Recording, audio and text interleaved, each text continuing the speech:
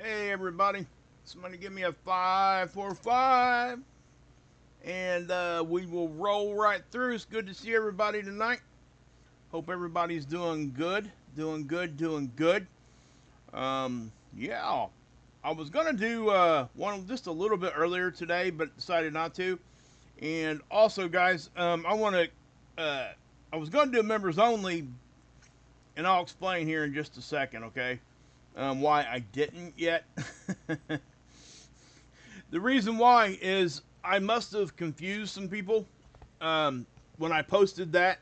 Hey, Aaliyah, good to see you, girl.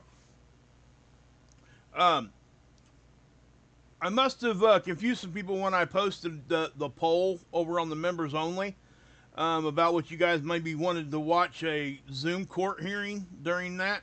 Guys, they make there's channels out there. There's a whole genre of Zoom court. And what it is it's just it happened during COVID-19.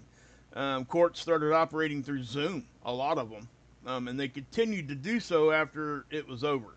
Okay, so what I'm saying is we're able to watch like family court and just protective orders, even up to the bigger like really bad crimes.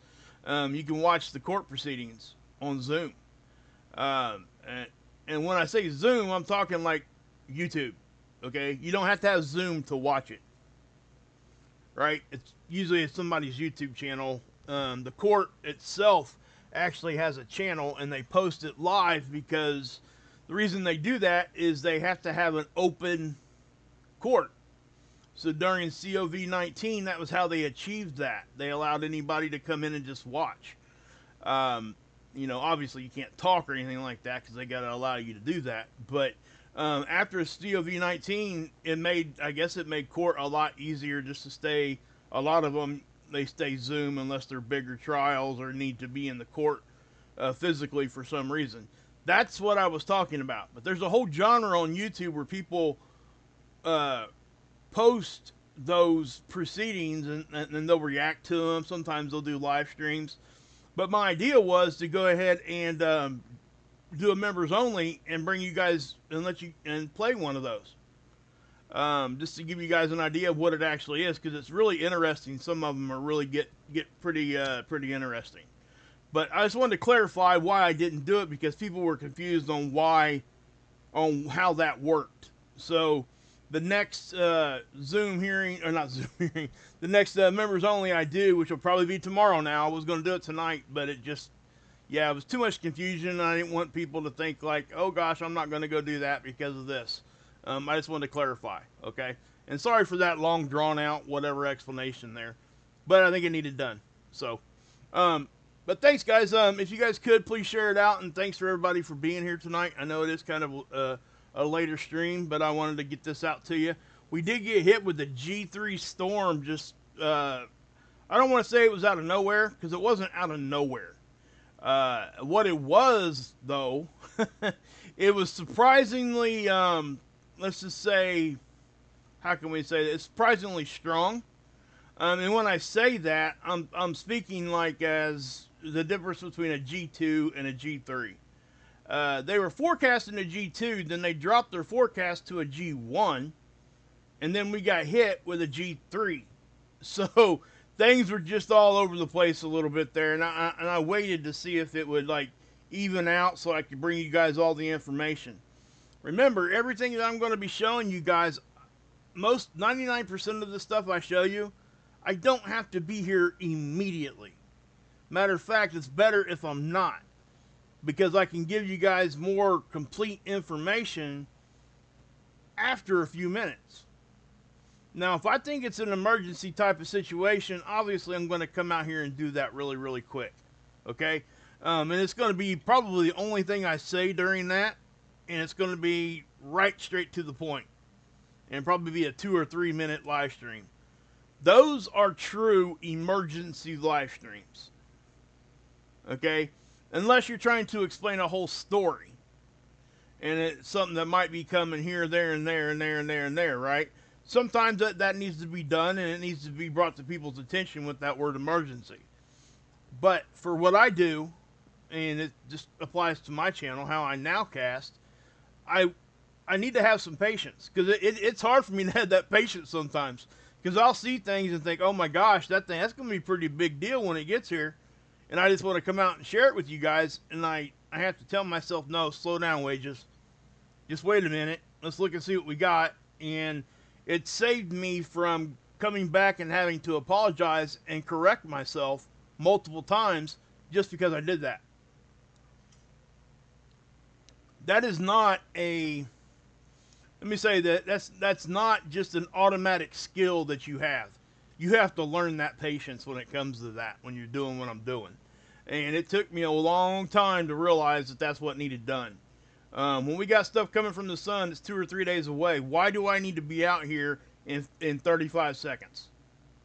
I don't. And that's my point. Because I'm going to come out and give you all that information, and then guess what? In 6 hours, I have to come back and retract everything I said because I jumped the gun. And I'm not going to do that to people. I've done that in the past, and I've had to apologize multiple times. And I've just since then learned not to be that way. So anyway, but we did get hit, guys. So we're going to take a look at that. Now, this is the last few days on the sun here. This is SDO. Let me explain where SDO is at real quick. Okay. SDO is in what we call geosynchronistic orbit, and it's actually in eclipse season. I know this gets boring for people that hear this all the time, but I'm going to run through it really, really quick. Okay. Geosynchronistic orbit essentially means that this satellite stays right here over top of our planet at all times. It's in a low Earth orbit. It's and what it does is it does this figure 8 pattern, and it orbits our planet at 15 degrees an hour, which keeps it right over top of this area. That's how fast we rotate around our axis. Okay, it's there for a reason. They do that for a reason, a whole lot of reasons. But one of the main reasons is so they can continually get the data right back to white sands. Okay, so if you can imagine if this thing was orbiting east, west, north, south, doesn't matter. There would be times that it couldn't relay the data back to white sands because it would be on the other side of the planet. So I'm saying that for a reason, because people were asking me, what's the benefit of any of this? That's one of the benefits. It can get the data straight back to there. And that's why we get more of a real time. And it's not complete real time. I think there's a, I'm not sure. You know what? Let's just look real quick. So I'll pause that.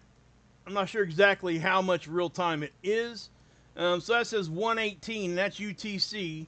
So we're 4 hours difference on an Eastern Standard Time. So we'll just call it 10 and 2.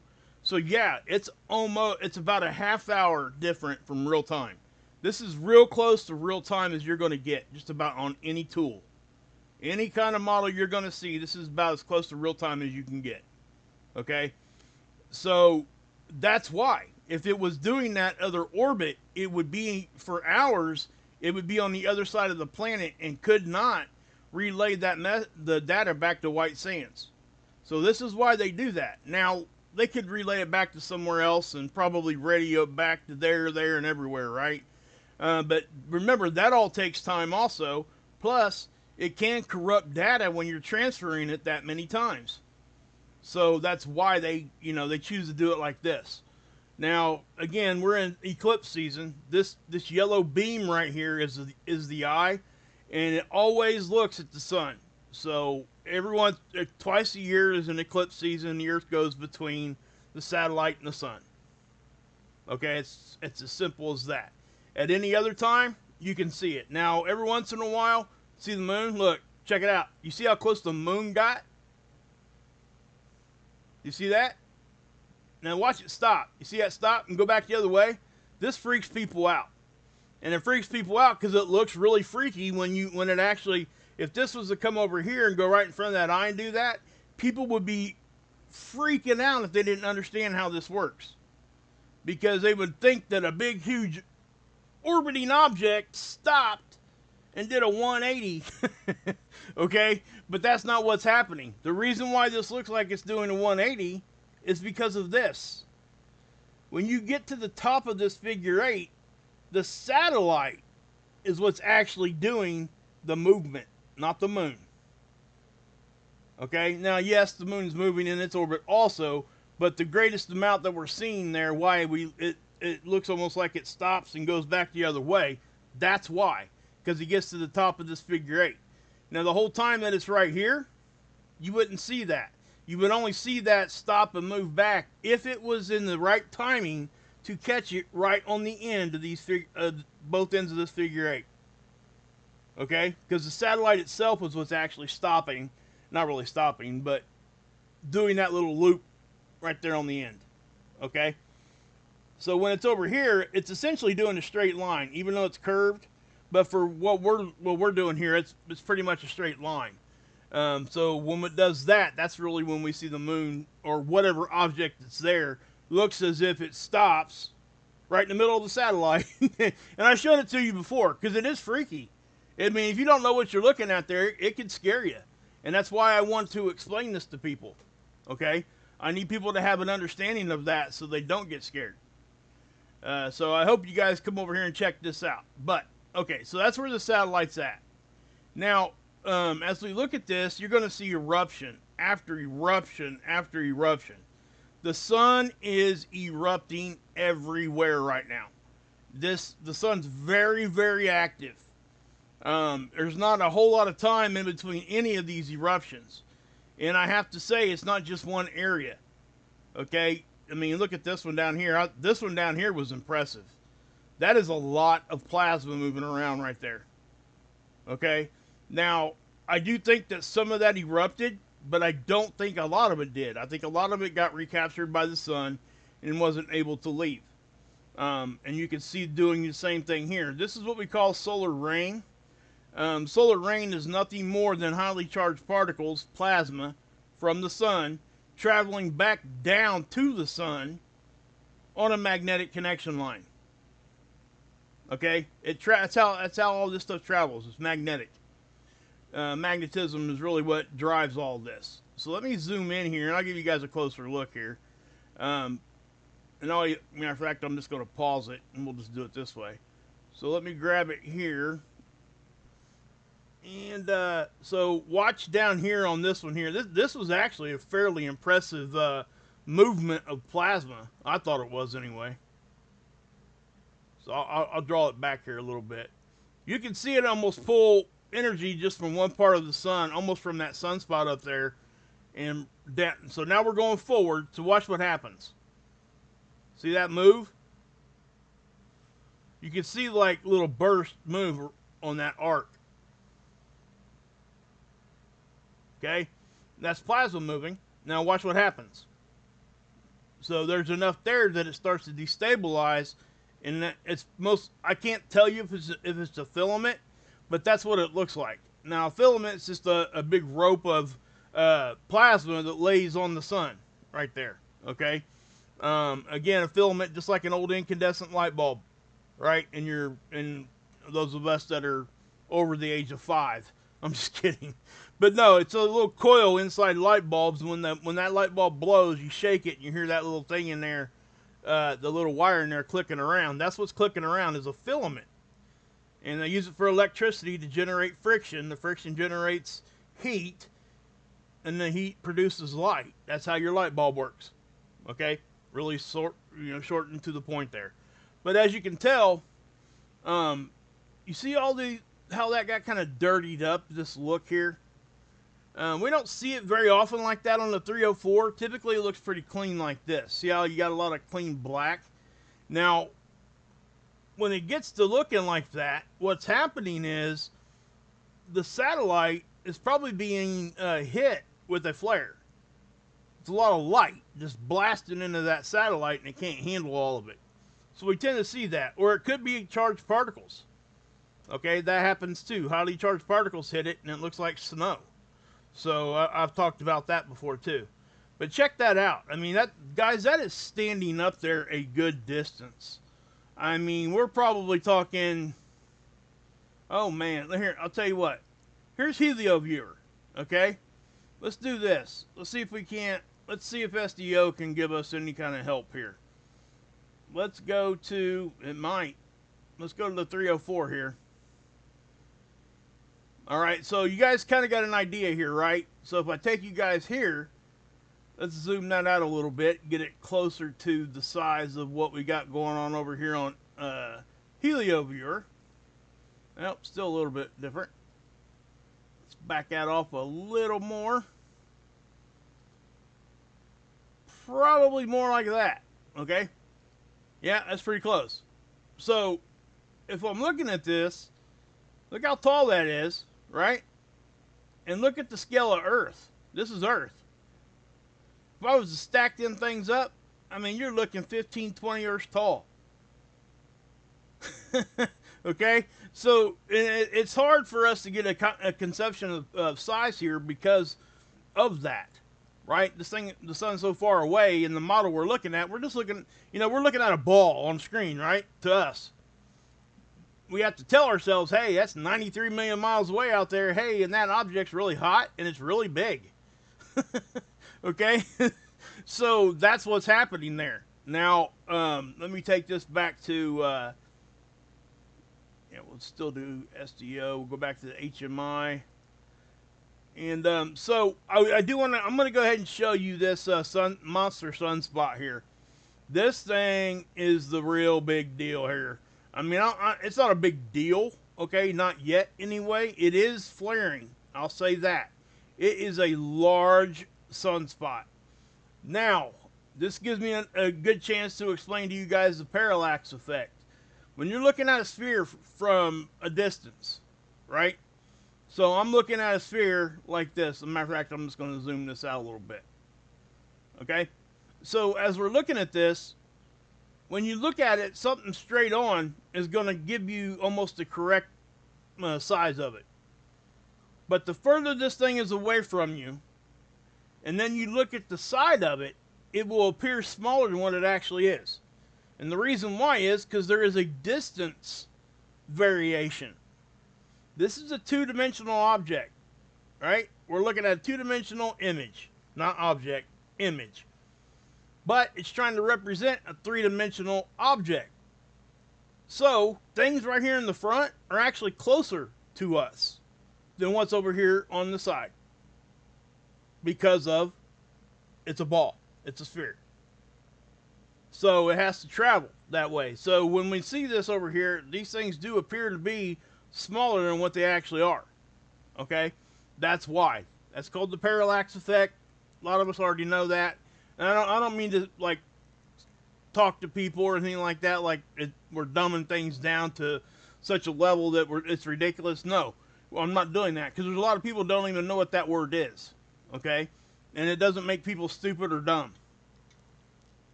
What makes people stupid and dumb is when they don't want to accept what the actual definition is, and those kinds of things. That's what makes people stupid and dumb. So when we're looking at it and we know what's going on, now we can explain it and talk to each other about it. You know what I mean?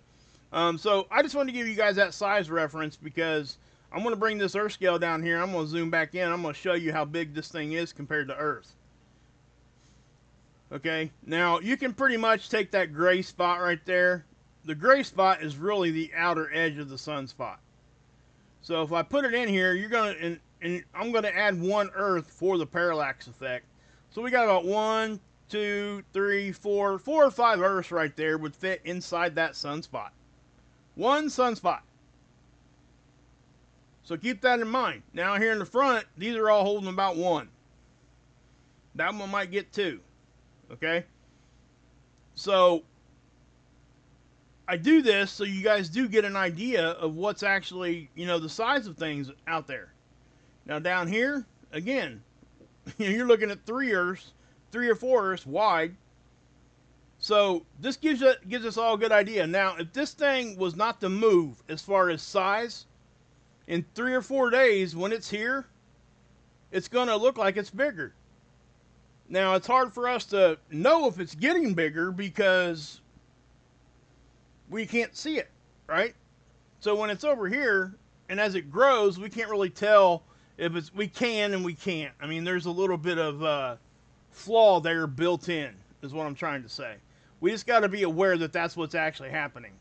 And does it make a big, huge deal? No, it just lets us know that this is a big sunspot. It's harboring energy for X-class flares. It's turning in to look at us, and it is flaring already. So this is something we're going to have to pay attention to. And I'm just saying, right? No, don't call off work tomorrow, Matt. Ain't nothing like that, brother. If it's ever time for you to call off work, that's the first thing that's going to come out of my mouth. Because I ain't going to tell you to call off work. I'm going to tell you to just get gone. That's what I'm going to tell you. Because that's the only time I would ever consider something like that. And if I ever have to come out here and say that, it's going to be a 30-second short video. And I'm out. And I will be praying for everybody and wish everybody the best. Because I will never, ever say that unless it is to that point. Just so you guys understand. I will not come out here and cry wolf and claim something's going to happen at 5 o'clock, 5:04 p.m. on some weird holiday or some whatever else at 222 microseconds, and we got to take in count for the reversal of the core and the wobble and the tilt and all this stuff. I'm not going to get on there and just say all that stuff to you guys. That ain't going to happen. Just ain't going to happen. You know how ridiculous that sounds when I say it like that? Sounds ridiculous, doesn't it? People don't understand how ridiculous they sound when they start talking that stuff. They really don't. It is. It's completely ridiculous. You know, we're not going to throw dates on things because you can't. You just can't. You're only going to be right one time. That's it. The one time you're right is the one time you're right. Every other time you're having to dig out the goalpost and move it back down the field about 10 yards and come back next week and say the same thing again to everybody and keep doing that for 5, 6, 7, 8, 9, 10 years. And hopefully, in your mind, you get it right eventually. You see what I'm saying? The number game starts playing in your favor after about 30 years. So, just saying. So anybody out there doing that, please just stop. No, I will say this. There are a few things out there we can put dates and stuff on. But not like what we're talking about here. You know, we can talk about seasons and things like that, but you can't talk about a specific second of this day. And unfortunately, there's people out there that try to do that, and it just doesn't work. They're not right, because if they were right, none of us would be here. Think about that for a second. So, anyway, that is the size of that. Sorry about that little bit of a rant. It just really, toots my horn. Hey, Kay, good to see you. Thank you so much for that. That is awesome. Thank you for the 5 gifted memberships. So cool. So cool. Thank you. Really do appreciate you. It's awesome. You don't have a channel? That's right, Matt. There you go, brother. Love it. Did that show up on the screen? Why is that not showing up? Hold on a minute, guys. I gotta because that bothers me when that doesn't show up like that. Let's go up here and see if I can't grab it in the chat where it showed up in the chat. Where's it at? Man? Hey, Shaper Girl, good to see you. Miss V's in the house. Good to see everybody. Like it when my crew's here. I really, truly do. Thank you guys for all the support you guys give me all the time. And I don't say that lightly. That is something that I truly do appreciate. Did that show up? Yep, sure did. Cool. I'm sorry. That's a new little extension I got going on. Let me know if you guys like it. If not, I'll try to change it, I guess. But I think it works. I like to highlight that, and that way I don't have to spend so much time thanking people, because that really kind of does it for me, you know what I mean? But I still will. I'll still say thank you. It's not like that. But, oh, goodness. I seen your comment right as I was going live, Schaefer Girl. Sorry about that. I was going to leave you a comment, but I was going to go live, and so there's no reason to say, hey, I'm going live now. Hey, Matt, thank you. Thank you, brother. Appreciate that. $2 super chat. Love it. Super sticker. Love it. Mike Grant. Love it. All right. So, let's just go ahead and try, I guess, to move on here. No, I'm just kidding. Now, I do want to show you something here, though. Look, this is the same imaging, right? I do think this is this. Yeah, it's from SDO also. Now, what's happened here, guys? You see this sunspot here? How it's a little bit different. They're using a little bit different of a technique here. I think they've got it toned down a little bit, and the colors are just a little bit different on what they've shown here on NOAA. So it does appear to be look a little bit bigger. But what you're seeing there, that outline right there, is kind of the outline of the gray. So you see what I'm talking about there? So don't think that it's like getting really, really big, really, really quick just because I show you this. Okay? It's not. It's the same size as what it was 5 minutes ago. So it might be a little bigger, but as you can see, guys, look, we got to a G3. Okay, now what's a G3? Some people ask me this all the time. The KP index is the unit of measurement that they've chosen to use for geomagnetic activity. And the numbers, as you go up, obviously storm levels go up. We don't consider a storm until we get to a KP of 5. And that goes straight to a G1 storm, right? And then so on and so forth as you move up the ladder. It's really that simple, just like a thunderstorm warning system. You know, you got thunderstorm watch, thunderstorm warning, tornado watch, tornado warning, tornado emergency, and then I think the most extreme now, they're calling it a PDS tornado, particularly dangerous storm. And if you ever hear that, don't do what I did the other night when I stayed doing my live stream during the tornado warning. Get underground. They're basically telling you if you don't get underground or out of the way, you're going to die. That's pretty much what they're telling you. That they won't say that because they can't, because then they're liable and all that kind of stuff. But that's really what they're saying. The tornado's big enough, strong enough. It has to see a debris ball on the CC drop, if you guys know what that is, on a radar. A radar can pick out what's debris and what's rain by the reflection that it gets now. And they're getting really good at seeing that kind of thing. So if they see a big, huge debris ball, that means it's hit something. It hit multiple things, most likely. So, and with the way the radars and the velocity signatures show up and stuff now, it's pretty exact, and they're getting really good at doing that. And it's saving a lot of lives. You know, the warning times are getting more and more time. So instead of back in when I was a kid, back in the 80s, we was probably lucky to get, 4 or 5 minute warning before something hit, right? I think they've got it up to like the average is like 13, 14 minutes or something like that. That's quite a bit of time to get yourself into a safe spot. So, I'm glad it's like that. You know what I mean? So, anyway, this is the HP. Okay, this is the same kind of indice. It's just this is a 30-minute increment average, while this one is a 3-hour. Now, one's better for one, one's better for the other. If you're looking at an overall picture, most likely it's better to look at this one, okay? Because it does give you a more broad area of kind of what the average conditions were, okay? Because you're not taking into account as many data drops. Okay, instead of in a 3-hour, you're getting one reading every 3 hours, then you divide it by 3. That's what you're doing there, right? Well, over here, you're getting your reading every 30 minutes. So it gives you a more real time and a more kind of like accurate, exact what's going on, right? And because I nowcast, I like to show this to you because it gives you more of a now, hey, this is what's happening. As you can see, we're not in storm level at all right now. But also, as you can see, we went from a KP of 5, that's a G1 storm, up to a KP of 6, which is a G2. Then we went to a KP of 7 for about an hour right there. That's a G3. We went higher than that.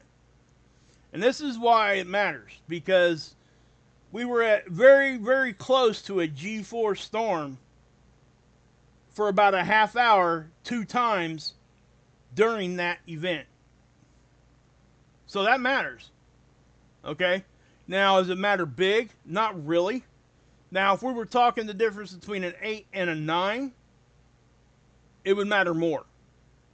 Okay? Because the amount of stuff that happens in such a small difference in indice, the higher up you go, the more that matters. Okay? And I'm not going to get into all the math and how that all works out and everything, but it does. The further up you go, the smaller the increase, the more it matters. Just saying. So that's why I show you guys this. Okay?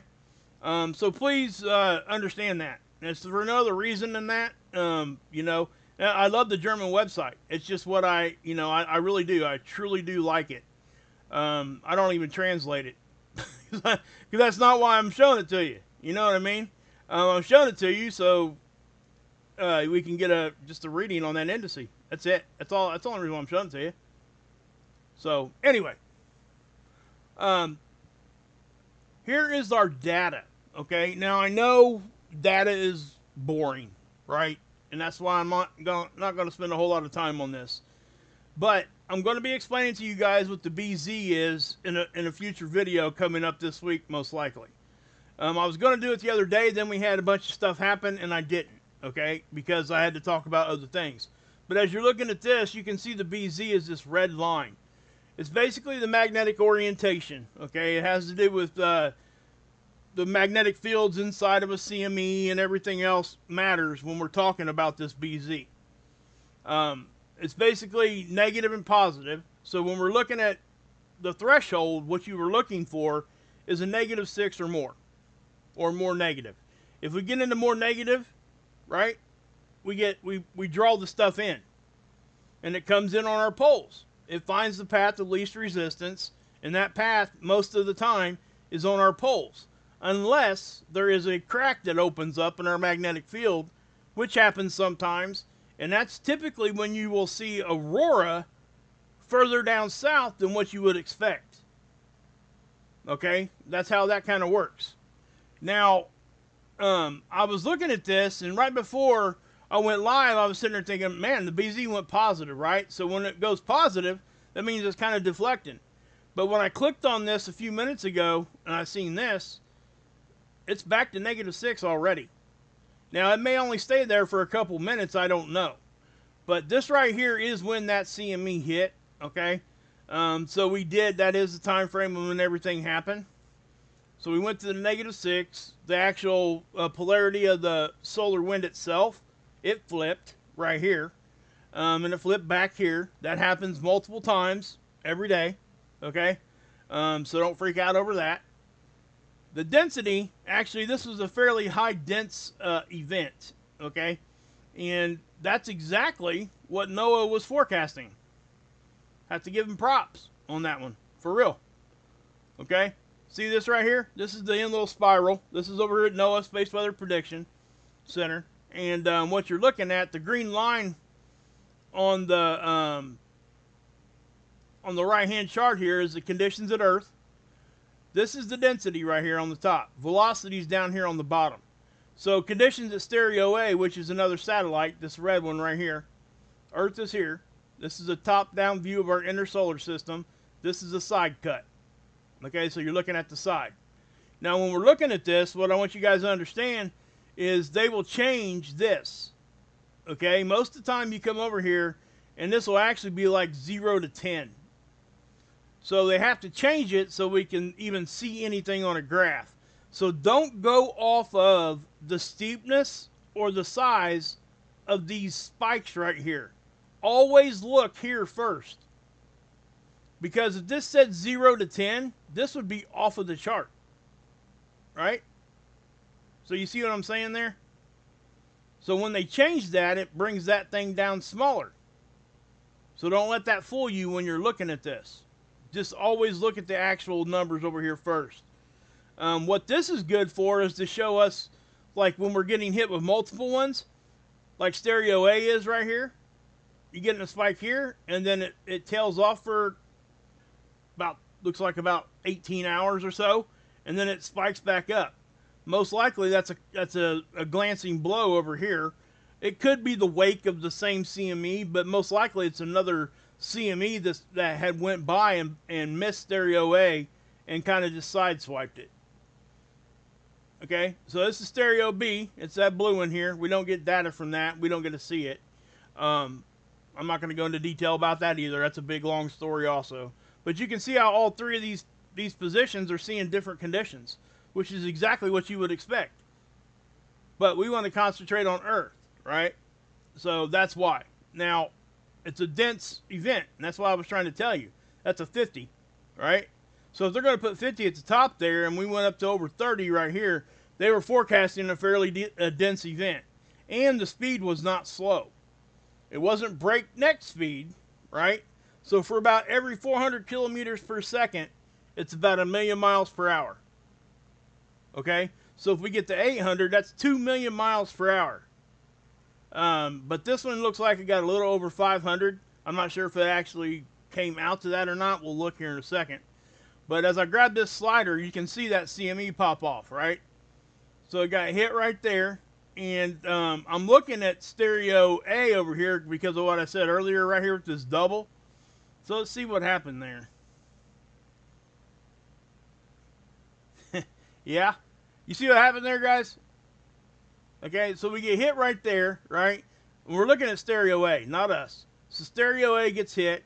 Look at this little surge right here. So that's probably another smaller CME that kind of got cannibalized or just kind of got, you know, mushed together there. And it goes between us and the satellite. So when that happened, that probably is the brush it took to get that. See, look, see it touching? So that's what this model's trying to show you. Okay?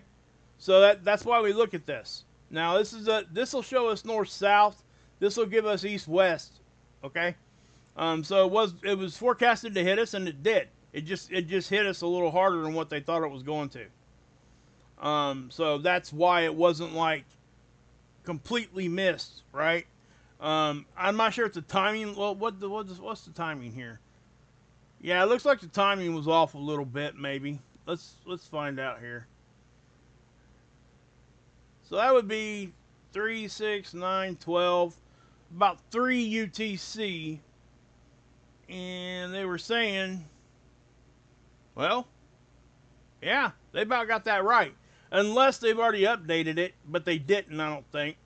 Because if they had updated it, this 4 right here would be over here. Okay, so they haven't updated this for a couple days. So just to let you guys know that. That gives us 2 days historic data, and then it tries to forecast 5 days out in advance. Alright, so that's what's happening there. Now, I do think we need to be paying attention, though, because, like I just showed you guys over here on Discover, this is the ACE data. This is the backup for Discover. This is all we used to have, or this is what we used to use. And as I'm looking at this, as I'm talking to you guys, remember I showed you it took a dive right here, right? Well, everything's moving again now. So basically what that means is we're most likely taking another hit of some sort. And we can go look. We can go see if we can't find it. Let me find there it is. Yeah, see, we're staying in -6 here for a little bit longer of a time now. The phi angle flip too. Phi angle flip, density's moving, speed's moving, temperature's going up. All those are indicators that we're getting hit again. Now, you know, is it going to be big time? Probably not. Not from what I'm seeing. So, you know, we could go back up. Now, listen, this right here, I'll be very interested to see what this next reading is. Okay? Because that's every half hour. So, well, let's just update it and see if it gives us another one. Nope. Not yet. It will, though. So I'll probably be able to show you that before we get off stream. Anyway, so we're probably looking for another hit here. Is it going to take us big time? No, I don't think so. So that's just my opinion. Now, Aurora. Check out the Aurora, how the Aurora just stopped. Now, hold on a minute, though. Okay, let me play the model for you. All right? So you're going to see it. I'm going to pause it because I was watching this earlier. Look at that, okay? So everybody over here got to see some pretty good aurora.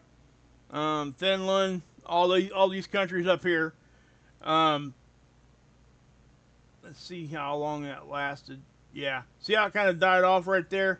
So it pretty much, for those of us over here in the West, we pretty much missed out on the aurora for this storm. Not all the way, because we did get some right here. Okay, I do think it probably snuck down into Oregon and Washington, maybe even Northern California. I do want to point out, though, during that G5 storm last year, or back in May, I'm sorry, they were forecasting down to Alabama, right? Well, we know that it broke records. We've seen it in southern Florida. We've seen it down close. We were seeing it in places we'd never seen aurora before, or at least it hadn't been recorded. And I explained to you guys all those reasons on why that probably happened back then. A lot of that has to do with everything that every day now, guys, we're walking around with an immediate communication port in our hand. Okay, our phones that have what? Cameras on them. Good cameras now that will see things that our eyes can't see. But also, I want to point out too, on the other side of that, you got light pollution is more than what it used to be. So, is everything evened out or not? I don't know. All I'm saying is, in recorded history, we've seen some things down in, I think it was Vanuatu. We've seen some aurora, like really close to the equator and stuff. That only happens in your strongest storms. And the fact of the matter is, those X flares that gave us those storms were only like X3. Think about that for a second. Now, a real strong flare doesn't always mean a real strong CME, okay? Because the CME is what caused the aurora. And it gets here after, way after the flare has already arrived. So we also got to keep that in mind, okay? So there's so many factors there, and that's why I just nowcast it. Because there's always going to be people on one side of it or the other. There's going to be arguments, and I'm not doing that.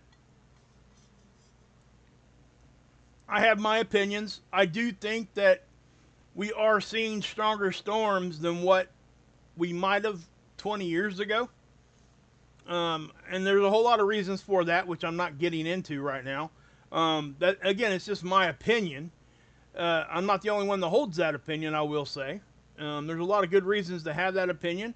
And guys, there's a lot of good reasons to have the opposite opinion too.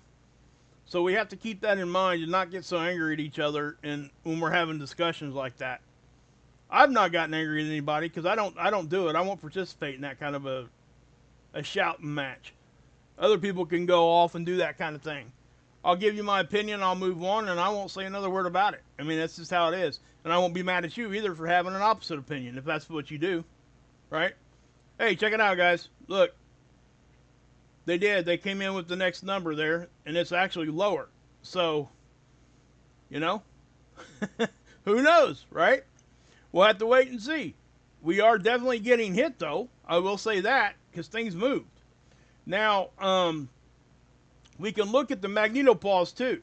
And the magnetopause is what we look at to see what's happening with our magnetic field.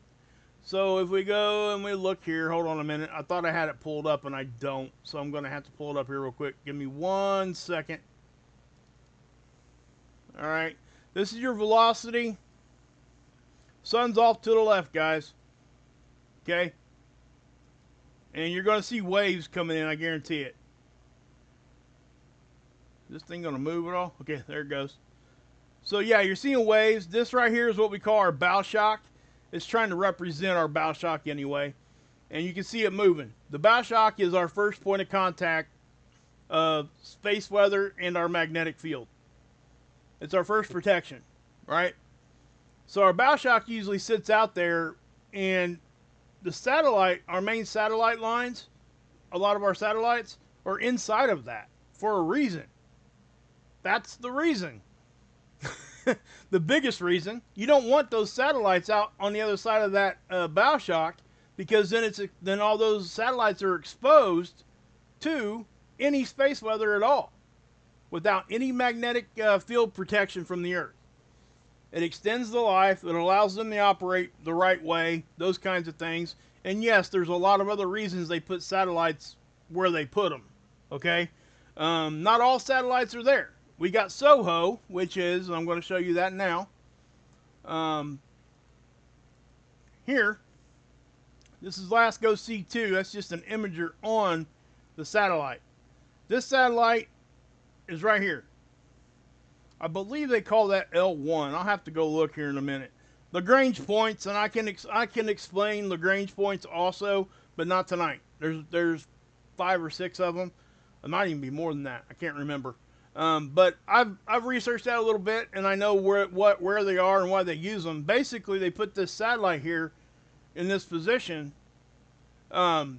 because it has locked it in that position because of the gravitational pull of the Earth and the Sun kind of equals out on this satellite right here.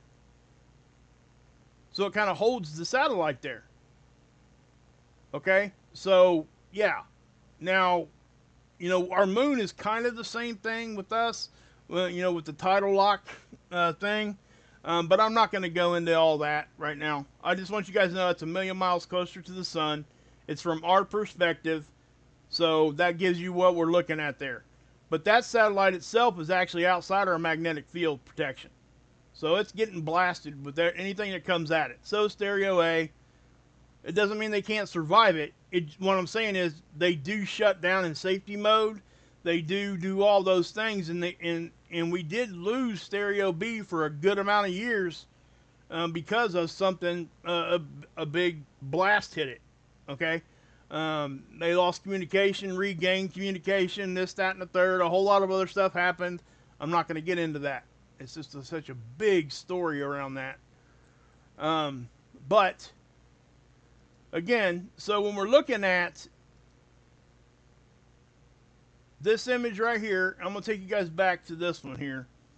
Okay, this is a black occulter disc, and this one's red. Now, I don't know if it's black. I don't know if it's red. This is a coronagraph. They actually use coronagraphs. You can fire bullets through a coronagraph and it'll measure the speed. Obviously, this is different, a little different. Okay, but they have to put these physical discs on the camera imager to make sure that it's blocking enough light so we can get an image at all. Now, with the difference images over here, we do get more camera anomalies. We get ghosting. We get things that look kind of crazy because it'll look like an image will stall, and really all it's doing is it's showing you the image right before it, and there's some things going on with the anomaly part because of the camera itself, the coronagraph. Okay, we don't see as many on the red version. The difference version works a little different. Okay, but the surface of the sun is this white circle. So when something blasts off the sun, we usually got about an hour between the surface when it blasts off, then when we see it for the first time on this satellite, when it pokes out around the edge here. So when I say halo eruption, what I'm talking about is almost like an equal amount of energy all around this occulter, okay, from a blast. When we see those, we got to understand it's either coming at us or going directly the other way. We can't see what's behind it, right? We used to be able to use Stereo A because it was a side view. We no longer get that. Stereo A is hanging out around us. So the perspective is different. And it does make it a bit more difficult to forecast and to see what direction these things are going. But it can still get done. And how do we get it done? Right here. You combine both looks. So if you see something on here, you go here and confirm and compare timestamps. So you can kind of see where there were blasts coming off on here on SDO, that kind of thing, right? Can you guys give me a roll call in there? I know I'm staying pretty concentrated on what I'm doing tonight, thank God, right? I want to do that for you guys, but I also want to have a little bit of interaction with you guys too. So if you guys could, please leave me let me know where you guys are from. Just regional, that's all I want to know. Let me know how you know, if you guys got some crazy weather or something going on. And by the way, guys, I just let me say this: if you guys got like pictures from Aurora and thunderstorms, lightning, tornado, all that stuff, if you guys send that to me, I will show it. Matter of fact, I got some images I need to show you from Miss Dragon from the fires, the wildfires. I'm going to try to show that to you. I was going to show it to the members tonight first, but again, I'm pushing that off till tomorrow because of the confusion with the, yeah, I already explained that. Anyway, so anybody that's a member, that's got gifted memberships or has became a member on their own, and thank you for that, please turn your notification bells on so you know when I go live with the members only stream. Cul-de-sac, Kansas City, Missouri. Southwestern Washington State, baby. Taking notes. Cheyenne, love the name. Or Shayna, that's a cool name too. Shayna VVVV, Triple V, baby. Lisa Kerbo. Stephanie Munoz is in the house. Schaefer Girl, Northern Utah. Yeah, weather has been intense. It really has, Dr. J, man. Thanks for being here again, by the way. Hey, Trish, good to see you. Trish, I'm not sure if I told you or not. You know you're a managing moderator, right? I'm pretty sure I told you that. I hope you know that. I got 5 or 6 managing moderators. You just got the ability to turn on slow mo for the chat and all that kind of stuff. But there's 5 or 6 of you that has that. This one, I thought I told you had that. I'm not sure if I did or not. But I just wanted to make you aware of that. If you don't want to do that, just let me know, and I'll pull you back down to regular moderator.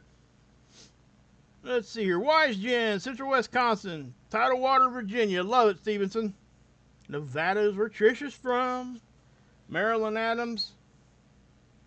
Gifted 1 membership. Yeah, thank you. Yeah, Paul is awesome. Deep Quake Paul is awesome. He's a good dude. And hey, Aaron, he's in here, Chattanooga. And Kay is donated 5 earlier. Whoever got those, please make sure you tell Kay thanks. Southern California, Steve's here, 7th son. He leaves the best dad jokes underneath every video, and I pin one of them to the top. So if you guys want a good laugh every day, come back to the video, check out the comments, and leave me a comment, please. It helps get the video out, I promise you. Helps more than what people think it would. It really does. I see a clear difference when you guys do that for me. I'm talking like 500 or 600, sometimes even 1,000 views. Difference of when you guys do that for me and when you don't. And it's not, I'm not trying to like put, oh, that's on you. No, I'm just saying that it does matter is what I'm trying to say. So if you could, just come back to the video after it's done and leave me a comment, maybe watch for a couple minutes, because it will give an extra view to the video too. So that does help also. Anyway, so guys, that's a big eruption right there. And so let's go over here to spaceweather.com. This is Dr. Tony Phillips. You guys know I talk about him often. I've never even talked to him ever. Not even one time. But he has such a great web page over here. It's awesome. Almost everybody in my genre looks at this thing every day. It really is. Everybody really does. I see people using it all the time. From the smaller channels to the biggest channels you got. They look at this website. So, just so you know. That's how much people respect this guy. Dr. Tony Phillips. Awesome guy. Awesome information. Knows what he's talking about. He's talking about this storm subsiding, the G3. I'm not going to read it verbatim. I want you guys to go check it out over here and get some traffic to his website. It's always in my description box. Please go down there and check that out. He's talking about the big sunspot also there. Okay? So, yeah. That's a big deal, guys. And, hey, we've seen those big sunspots rotate in and never do nothing. But this thing is already doing things. So, there's a difference there. Now, this is two sunspots. This is, I don't know if that's coming from the bigger sunspot. I don't think it is. It's not. It's coming from this one up here. Okay? So these 2 sunspots are actually communicating with each other. Now, I know it sounds weird. I've talked about that before. Basically, they're kind of connected And when one erupts, the other one will too. Sometimes almost immediately. They're called communicating sunspots. So, yeah. Yeah, see here, look, he's talking about this too. They've done a lot of, they're called, I guess, sympathetic solar flares is what they're called. But the reason why they're called sympathetic to one another is because they're communicating with one another and they're erupting basically at the same time. We see this a lot. I've shown you guys eruptions go across the whole sun. I mean, literally across the whole sun. So, yeah. When one area of the sun gets disrupted, it tends to spread. Now, I've made observations of my own that we get, when we get these big blasts off the backside, like a few weeks ago, and that's what I'm trying to explain to you guys with this one. This sunspot here was part of them sunspots on the backside that did the X14, the X11, and the X7 flare on the backside. That sunspot was helping do that. So what I'm saying is now it's facing us, so we got to pay attention. And it's not to say that it's going to do that again. I don't know. But what I can say is it did it on the backside. So, but when we get an eruption, like over here on, this is why it's important to know how this occulter works. Because if I see a halo eruption, first thing I do is I go to SDO, right? I come over here and I look. If I can't see it, then I'm starting to assume that it's going 180 degrees the other way. But that doesn't stop me looking. And let me tell you why. Because more often than not, if we get a blast on the sun anywhere, if it's a big enough blast, a lot of times we'll see another eruption 180 degrees on the other side. I don't know why that is. I don't know if there's much science behind that, but it most definitely happens. I mean, it really truly does. I see it all the time. And maybe it doesn't happen as much as what I think I see it. And if that's the case, then I apologize. But I do think that I see that quite a bit. Hey, Deepquake. Thanks, brother. Appreciate you. Awesome sauce, baby. Heck yeah. 10 gifted memberships. Tell him thanks, guys. Hey, Bruce. Good to see you. Miss Hermit's in the house. She got one.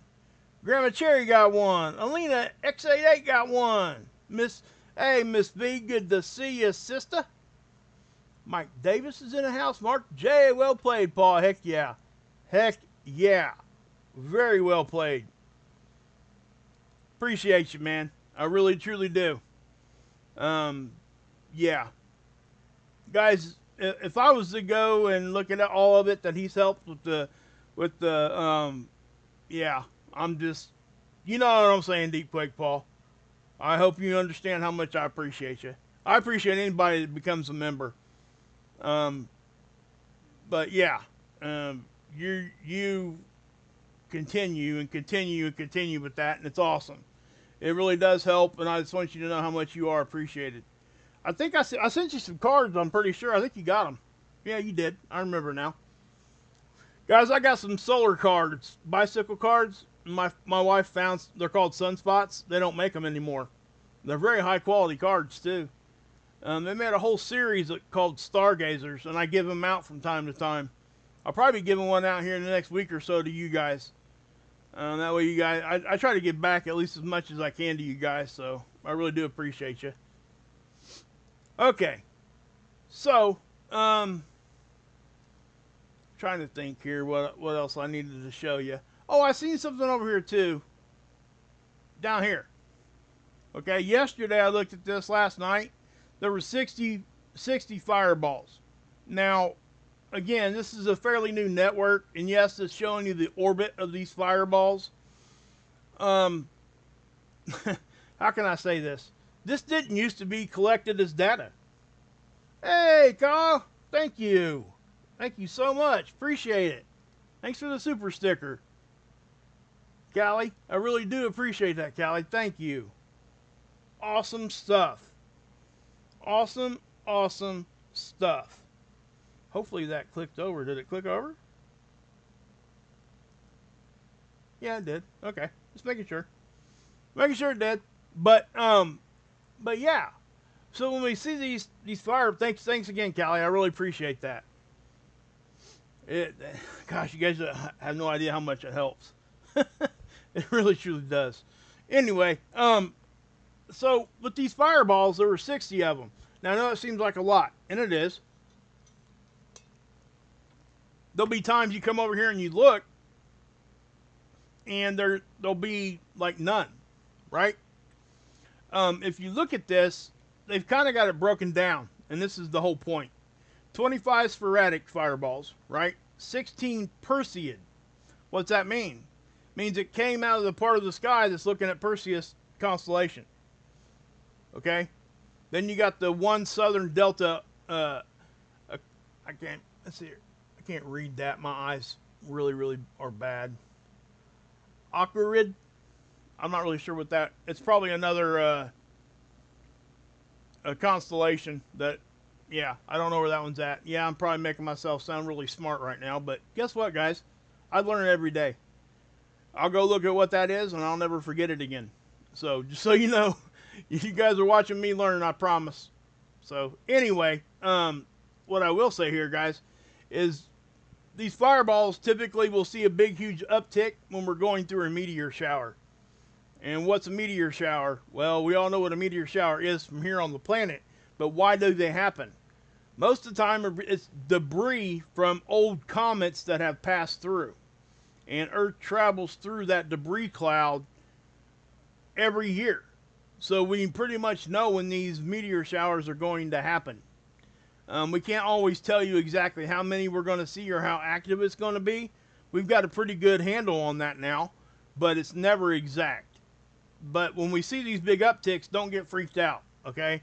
Because this is something we've always passed through. And that's why I'm pointing it out. Because people tend to get a little upset and a little like freaked out. You say, oh my gosh, 60 fireballs. Yeah, that is an uptick. And yeah, guess what, guys? If the object that was producing that fireball when it was getting burned up coming into our atmosphere, because that's what's happening. It's an object getting into our atmosphere, getting burned up.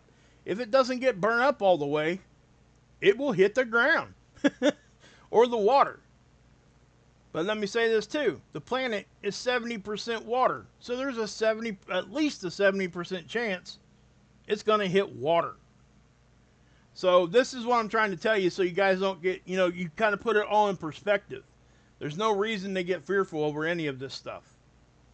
You just got to be aware. So when we do see things, there's a reason why they say you're more likely to get hit by a meteor than you are to win the lottery. Because mathematically, that's probably a correct statement. I'm just saying. But how many reports you ever seen of somebody getting hit with a meteor? If anybody knows of one, like if you know the exact date and time when that happened, let me know. I mean, I've seen reports of people that happening, like hitting their house and stuff, but one actually hitting a person, like on their head or something. I've never heard of that. Now, I'm not saying like one hit the house and like hurt somebody or whatever, but what I'm saying is like just that.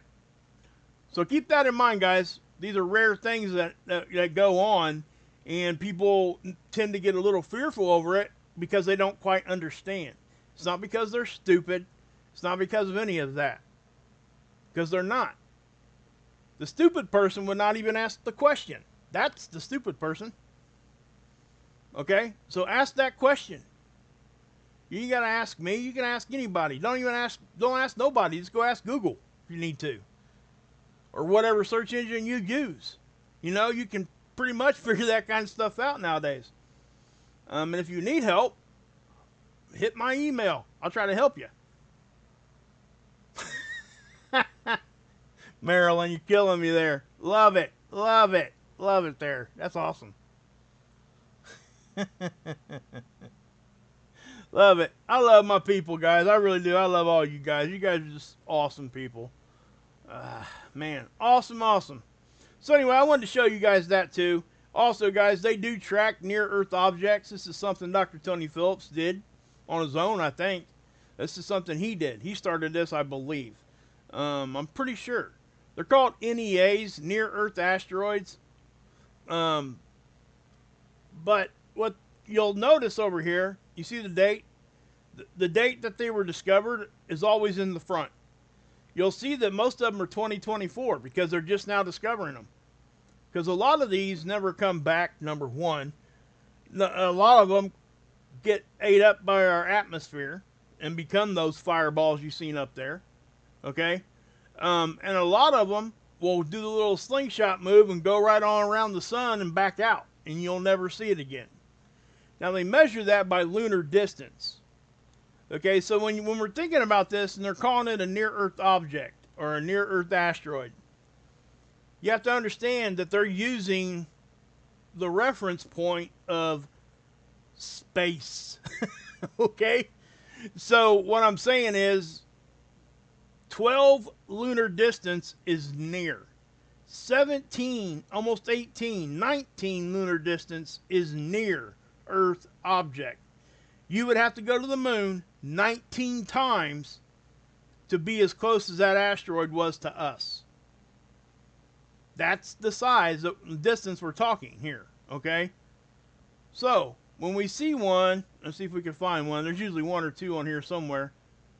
Well, there's one right here, 1.7. Guys, I've shown you some that says 0.0 because they were really close to the Earth. And then the very next thing I did was show you what? The size. Okay? The ones that they typically miss that are that close are little. Look, the 1.7 here is 8 meters. That's it. That's a small thing. Okay? So that's what I'm trying to say. The bigger ones, if we go there and look, 310, right? 2.6 lunar distance. That's a good. You have to go to the moon 2.5 times.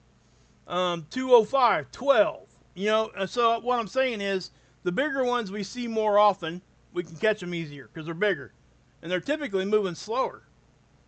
So just keep that in mind if you ever come over here and look at these. Okay. All right. So, hey, Stuart Wimble's Free Your Mind Art. Hey, I love that. I love that name. You do art? Email me. If you got something you want me to share, Stuart, I'll show it. If it ain't like, you know, nasty or big. That kind of thing.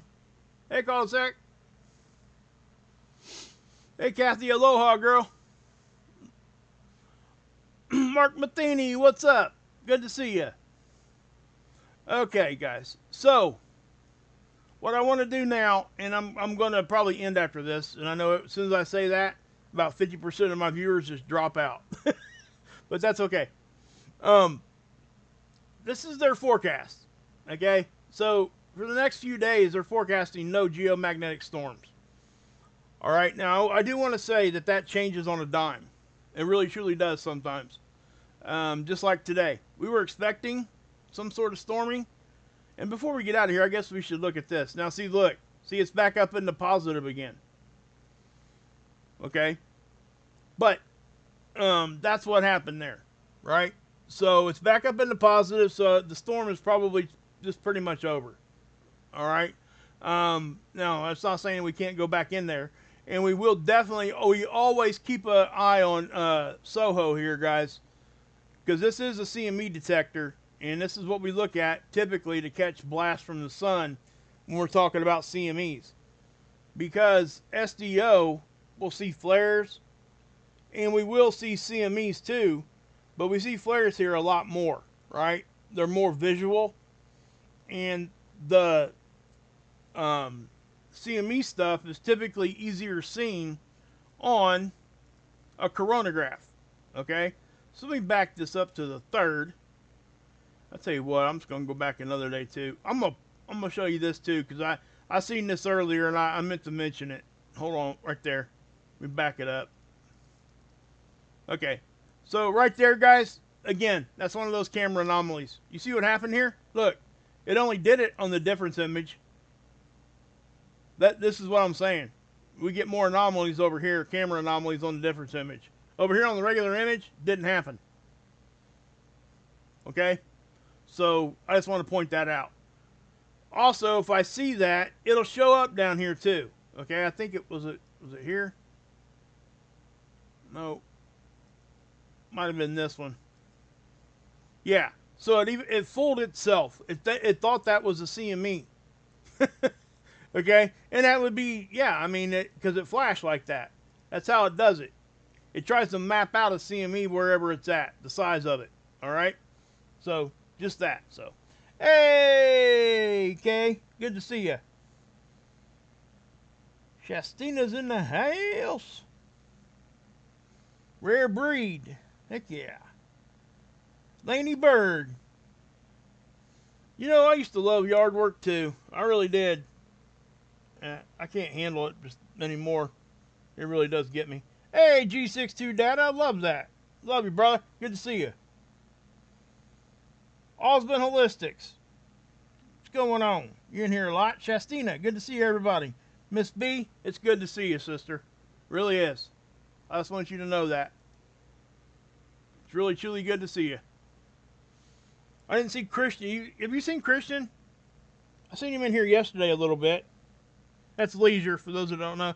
Jammer, you are the man. You really are. Guys, let me tell you something about Jammer. That guy is such a great guy. I'm just gonna leave it at that. Nothing else even needs said. He just really is. He's just an upstanding dude. And he works hard for a lot of channels. And one of them's mine. I met him through Adam and over on Marfugal. I'm a mod over there. Guys, get over there and check out Marfugal TV, Marfugal News. Me and Jammer, Ilea, Trinity, Red Pill, Blue Pill, Ripper. Everybody's over there modding. That's where, that's where I was at. Modding. So, I love my Fugal fam. I really, truly do. Cut from the same cloth, guys. So, anyway, I am going to go ahead and pop off, guys. So, to kind of give you a little, I guess, what can I call it? Yeah. I'm just kidding. Little rundown here. Just a little bit of a sum up. We can be looking for some more eruptions coming. I do think that we've probably got some more CMEs going to be heading our way. This is SDO. It's a really good way to look at these things. And if we were to look at the 94, and I'll go ahead and do this while I'm ending. I'll pull the 94 up. But you're going to see it flashing kind of like a Christmas tree. And I'm bringing this up because we broke records last month. We were not supposed to get close to 200 sunspots in the month of July this year. The forecast was way lower than that. Matter of fact, I can show you what the forecast was. The forecast was down here. Okay, so that forecast, the predicted value was 106. We got almost double. That is significant. Okay? There's no other way to say it. That's a significant jump. That's a significant mistake. It really truly is. Now, I call it a mistake very loosely there because it's a forecast, right? They can't tell you. They're going off of historic data and other things also, but a lot of it is historic data. And when we do something outside of the historic data cycles, it shows up like that, right? So I just pointed out. It doesn't mean that, tomorrow is the end of everything. All I'm saying is that we are now well overproducing what they thought we were going to for the sun cycle. We already were, but this makes it even more so.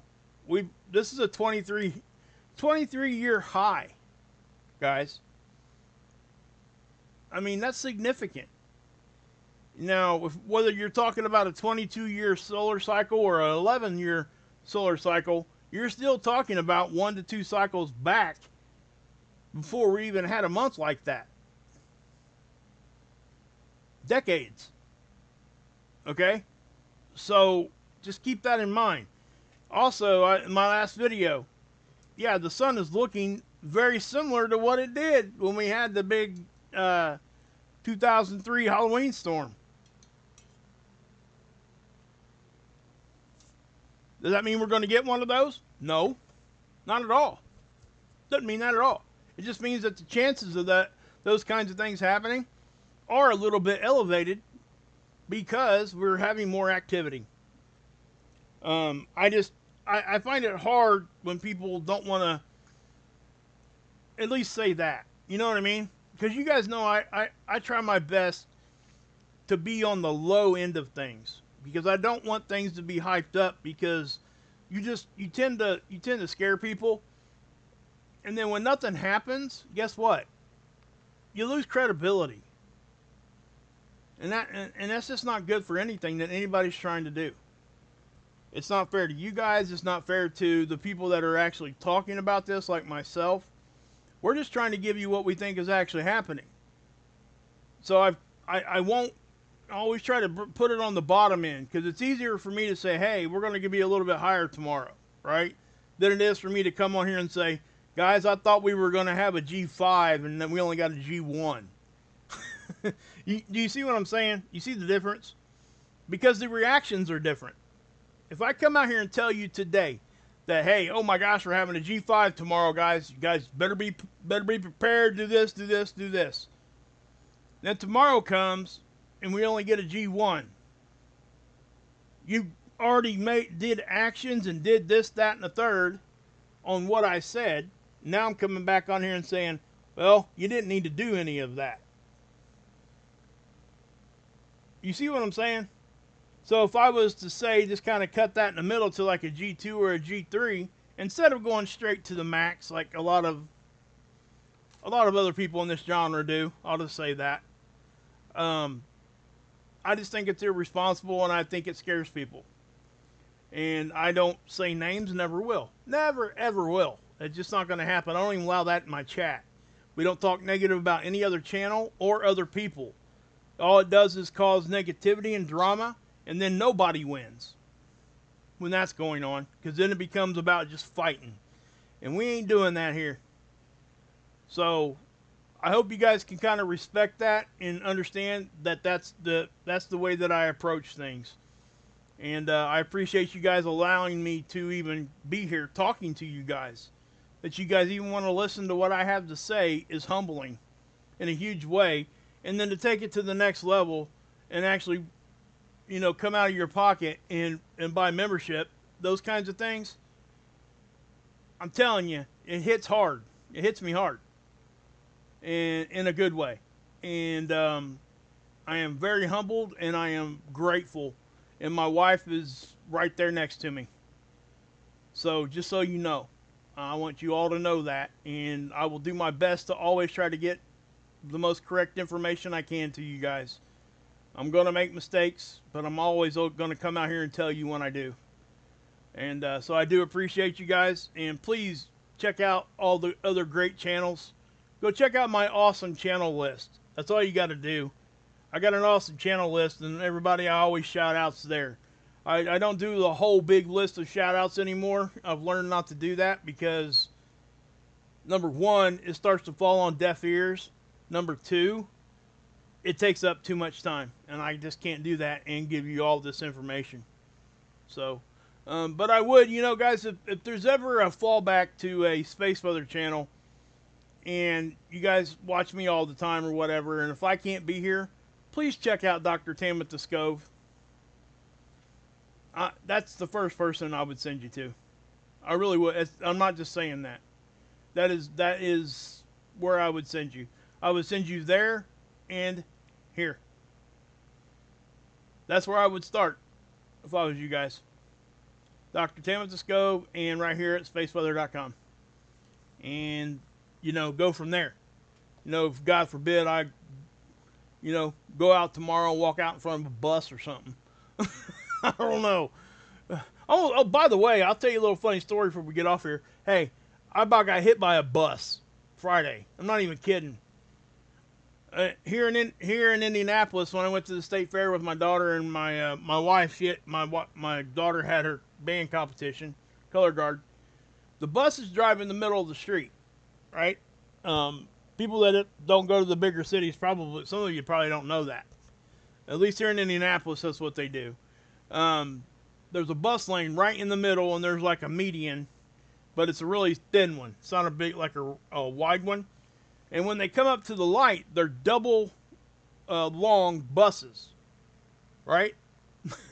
So when they come to the light, they get all this area to make their right turns because it's a wide area, right? It's a wide bus. They need that room. Well, guess what Mr. Dummy Wages World did? I pulled too far forward and was in the crosswalk. Didn't even know it, like an idiot. And that bus actually had to stop. I had to look behind me and ask the guy behind me to back up. Man, I tell you, I looked like an idiot that day. It was one of the most embarrassing things I've been through in quite some time because it stopped traffic in all 4 directions.